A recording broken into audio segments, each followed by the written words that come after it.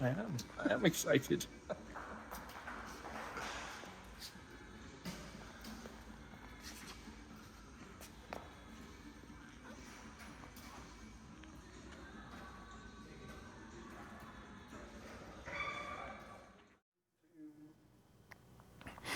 Hello and welcome to another Tyrrell's Classic Workshop. This time round we're very Miura focused as we have been before, and I'm just getting nerdy about the different generations of Miura because we just happen to have one example of each generation of Miura in at the moment. In fact, we've been breeding them. We've left these two overnight and left a little Puccini playing in the background, and lo and behold, we come in one day and this green car has appeared. If only it was so simple, really. Not to be, but there we go. So we've got the P400 here, the next generation, the S, and the generation after that, the sort of ultimate production iteration of the Miura, the SV. And this is a sort of question that hardly anybody has ever asked, and I'm going to give an answer to, and that is, what is the difference between each generation of Miura? And I'm sure, well, people want things to be nerdy, so nerdy they will be. You have been warned. As always, this is a working workshop. I know I keep saying this, but we have to constantly juggle things around making these videos and making sure the place continues to function, etc. So I was hoping to do a road test of the S and the SV and compare and contrast them, but the weather has been so lousy here over the last few days that just has not proved possible in the time scale. If I can get round to it at some point, I will.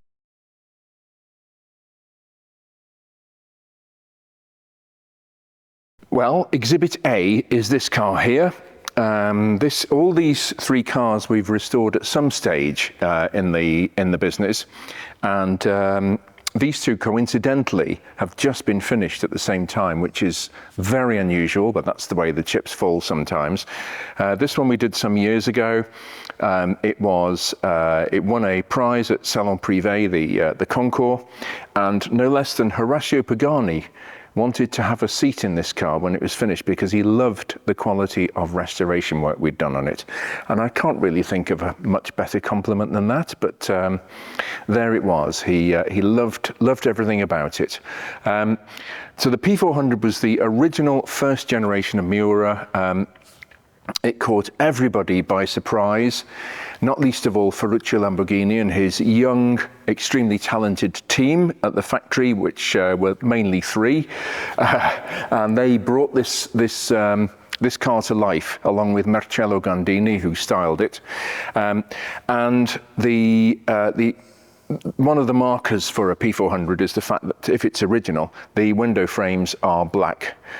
It does, of course, have the trademark eyelashes on the headlights, but the Miura was very cutting edge at the time. In Ingegnere Dallara, Gianpaolo Dallara, who I had the pleasure of spending some time with on several occasions, but on one, if you look back through the back catalogue, there is a video of me driving in the Italian job Miura to his factory in Parma, in Italy, and having the pleasure of interviewing him, where he tells me all about how he developed the mechanical aspect of the Miura and how he developed the body frame, for that matter.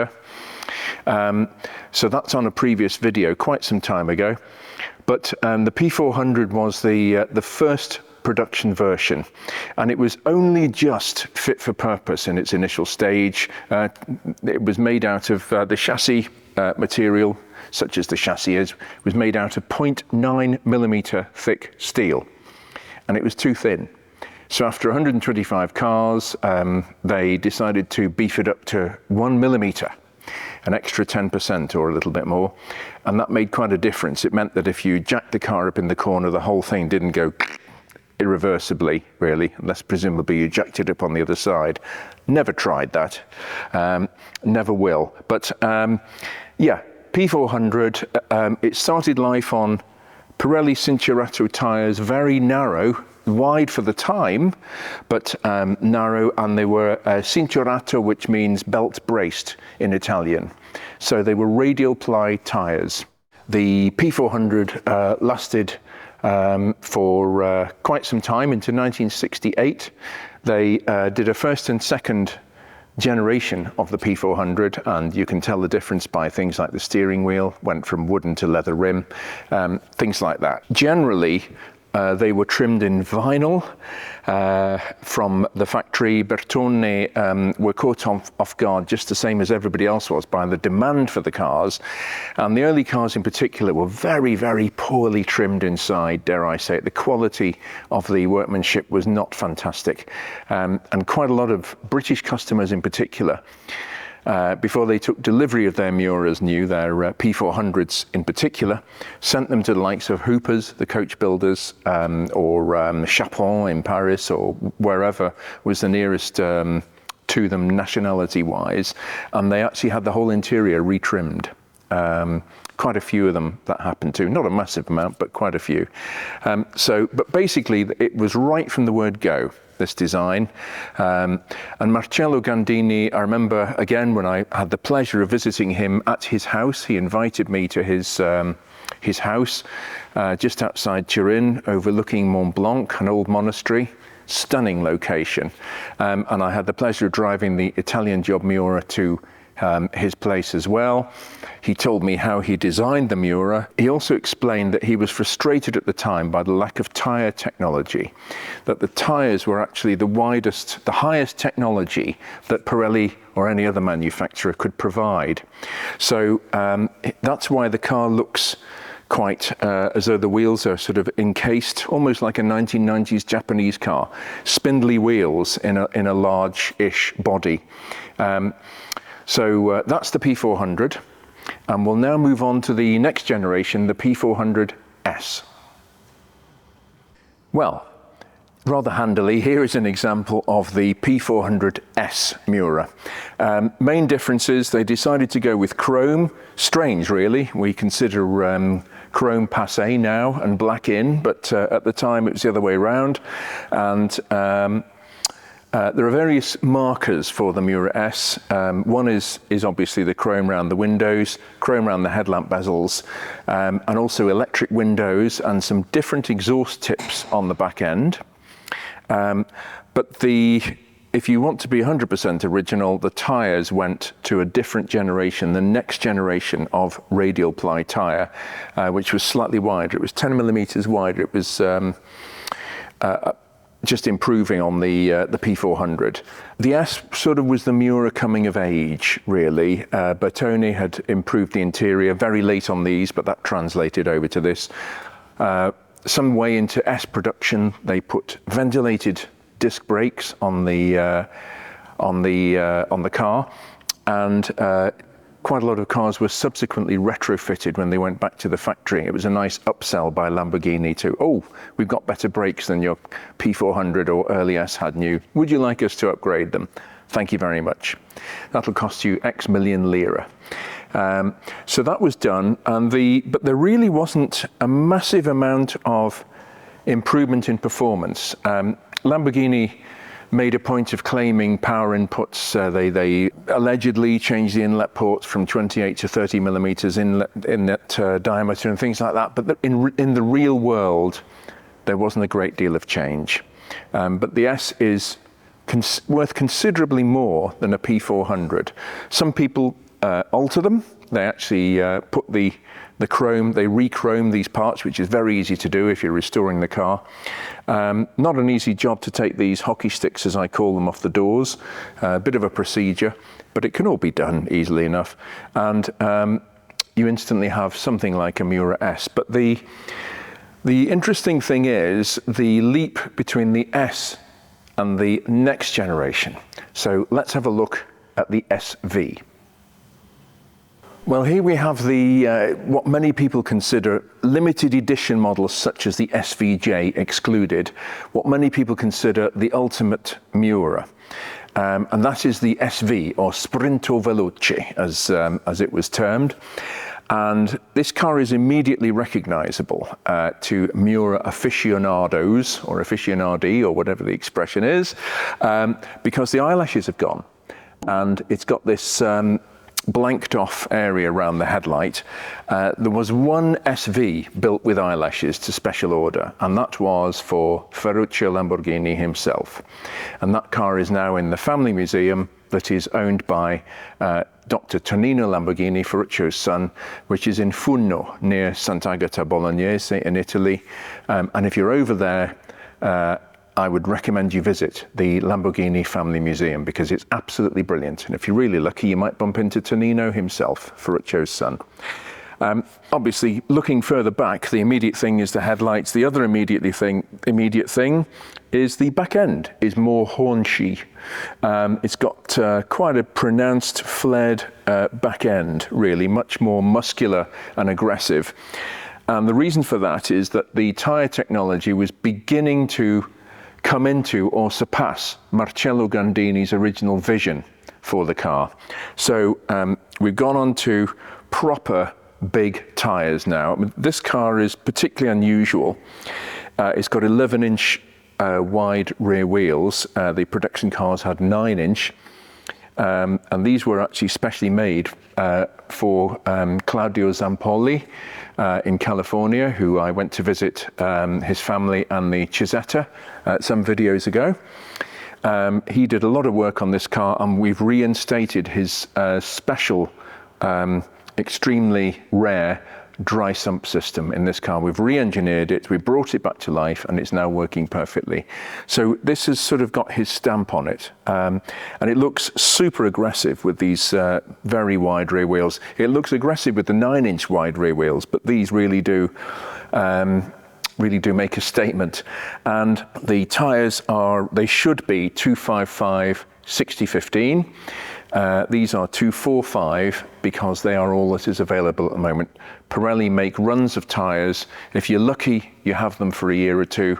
If you're unlucky, they're out of stock till the next production run gets made. So these are super sticky Avons we've got for this car, because we just can't get Pirellis for love nor money, for the reasons I've explained. Lamborghini claimed that the power output had gone up to 385 brake horsepower on this, over sort of 370, 375 on these, 365 on the P400. Difference is not quite as clear cut as that.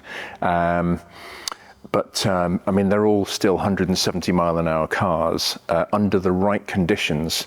The front end was notoriously light at high speeds, and they could start to lift. Full tank of fuel plus a sandbag plus. And these things are all capable of doing over 170 miles an hour. The SV started to have leather interiors, more lovely interiors, because they were one of the areas that was a reasonably easy aspect to improve. And you could have some lovely two-tone interiors. Air conditioning came in with the S. It was quite a crude system that Ingegnere Dallara had to incorporate into the engine. It took a lot of engineering, actually, different gears inside the drivetrain, etc., to have a takeoff point for the air conditioning compressor. In fact, I can actually tell whether a car's got air conditioning or not by the sound of the engine, sad to say, because of the noise of the gears. Sign of a misspent youth plus, I think. Either that or I should be a good billiards player, one or the other. But the upshot of it is that the only reason why this car can tolerate these huge, by the day, standards of the day, wide wheels and tyres is all about location. In this case, the wheels themselves. The early cars, the P400S, had a sort of double wishbone type setup on the back end. It was a radius arm that came out from here, and then another arm coming across, and they were joined by a rubber bush, and it allowed some bump steer so that the back wheel could actually swim forwards and backwards a few millimeters, which made quite a difference to the handling. And on the SV, Lamborghini grew up with the whole thing, really, to the next level. And it had better locating points on the chassis for a proper lower A-arm. for location, and the whole rear suspension was more fixed, and it meant that the geometry of the wheel didn't float around much, and I can show that in more detail. So that's, in fact, we'll do that now. Let me just do a little sketching on a whiteboard as to what I mean by that. Well, it's not often I resort to a whiteboard, but if in doubt, seek one out. So here we are, and I'm going to, one of those questions that I'm sure you haven't been lying awake at night thinking about, is why did they design the suspension at the back on the Miura the way they did on the P400S, and why did they change it for the SV? Well, I'm going to answer that, obviously extremely important question. Actually, for somebody who wants to drive a Miura, it is important because the later cars are much better planted on the road. But anyway, I'll get ahead of myself. So basically we have a Miura here, headlights, windscreen, and the slatted back end. And the bit I'm looking at is the chassis rail under there. So if I draw the edge of the chassis rail here, the ideal suspension pickup point system is where there are 2 pickup points inside and 2 outside, so that the whole thing is a rigid structure. But that wasn't the case on the early Miuras. So we have 2 lugs sticking out here and a rubber bushed arm, that sort of configuration there, which was hollow in the middle, like an A shape, basically. And what happened there was the rubber bushes here, this was attached to the hub, and then the wheel is here. This could obviously pivot. There was a certain amount of movement. That's the pivot there, and it could pivot back and two. So this little bit here had another suspension pickup point towards the front of the car. This is the engine and gearbox here, so it would be about there, and this one would be there. And then you have an arm that comes like that, there, with rubber bush there and there, and a rubber bush here. And this sort of triangulates the suspension, so it stops it moving back and forward, except it doesn't. It does to a certain extent, but when the wheel hits a bump, the whole, because that's rubber bushed and can move, and that's rubber bushed, it can pivot back and two, which isn't ideal. It gives you what's called bump steer. The reason I think they did this is because, as I mentioned earlier, they were so taken aback by the response to the Miura from customers. They were falling over themselves to pay deposits for the car, and they had to rush it into production. And I'm sure Ingegnere Gianpaolo Dallara would have come up with a much better solution if he'd had more time. But Lamborghini in 1968, to put things into context, was a hive of activity. There was a frisson of projects going on, the Marzal, the Islero, the 400 GT, the Espada. I mean, there was just lots going on. So they soldiered with this system right the way through until the introduction of the SV. So if we now look at the SV, it has a more pure wishbone layout. So again, suspension pickup points probably there and there. And what happened was you had a more accurate double wishbone arrangement. So something like that. So rubber bush there and there, rubber bush there and there. These are the pickup points, plates sort of welded perpendicular to the chassis, and a hole in the middle for lightness. And then again, the hub attached here with wheel bearings and the tyre. But this system is far more elegant because it's got 4 pickup points, and it's solid. It can't move around. The amount of give in these bushes, the amount of compliance is quite small. But there's no compliance here because this is rigidly attached with a a long bolt that goes through here so that the tyre can pivot on the lower suspension arm, but the arm itself is much more controlled and it can't move that much. And that means that the rear wheel isn't swinging backwards and forwards as much as it would have done on the earlier cars. Now, Lamborghini had this suspension arm, which they were using on lots of cars. So why didn't they put it on the early Miuras? Well, I think because they were pushed for time, literally. They had too much to do. The Miura, they could sell all the Miuras that fell off the end of the production line. And it was only when the SV came along, when Pirelli came along with a big tyre more suitable to the Miura's high-speed abilities and stability, that they decided that they actually needed a more firm mounting for the rear suspension. So thank you 007 for the briefing, and I hope that explains part of the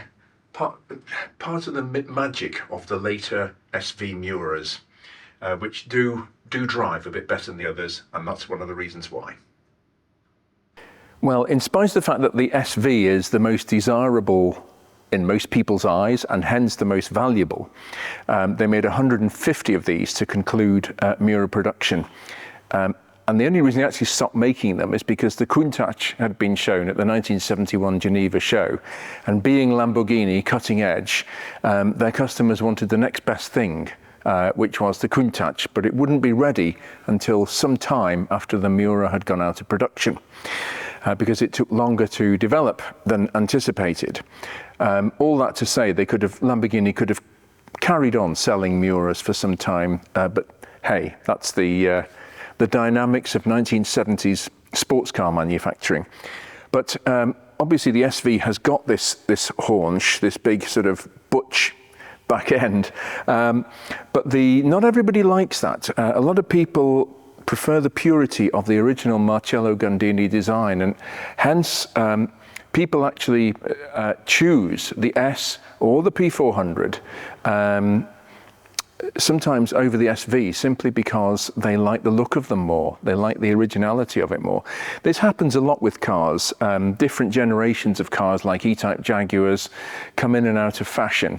The Series 1, to most people, the early cars are the sort of ultimate E-Types, but some people prefer the practicality of the Series 2 with the different non-Moss gearbox, etc. I'm going off on a tangent, but yeah, things are not all is not as it seems, and the world of Miura collecting and ownership is an interesting and obviously extremely rarefied one. Now, what happens is that Miura restorers or Miura mechanics or people who work on them over the years, sometimes owners have wanted their cars to look like SVs. So, I mean, this happened a lot at the time. And they would get their cars retrofitted with big wheels and tyres, a la SV, the haunches, etc. But the infrastructure underneath, the suspension, wasn't necessarily updated in the same way. So you had either S or P400 rear suspension in particular.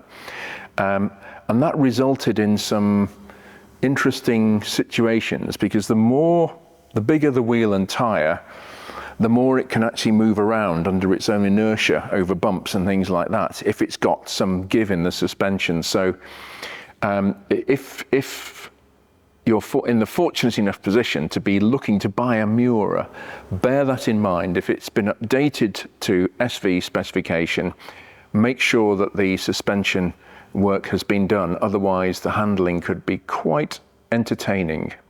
I mean, these are wonderful cars. They are rightly recognized at long last. For years, Miuras were the sort of underdog because they were largely misunderstood and not venerated enough. But now people realize that they actually have got almost everything. Drop-dead gorgeous looks. They've sort of gained this reputation as one of the first supercars. There are others, arguably over the decades, like the Mercedes 300 SL, etc., etc. And it means that they're being restored and maintained to a standard that they possibly never have been before, dare I say it. So, I mean, to be vulgar and talk about money for a moment, we've probably got cars here to the combined value of £6 million, something like that, sterling. So they've jumped on in leaps and bounds value-wise too. But yeah, there we are. A brief resume. Feel free to ask questions if you want more details about the differences between the Lamborghini Miura P400S and SV and all the other derivations like the SVJ I mentioned, etc. Well, that concludes another Tyrrell's Classic Workshop video. I hope you've enjoyed it. I could, as you might have gathered, spout on about these things for hours on end, having spent the last 40 years working on them. But I think that's safe to draw a line for the moment. So thank you for watching. Hope you enjoyed it, and we will be back with something else very soon.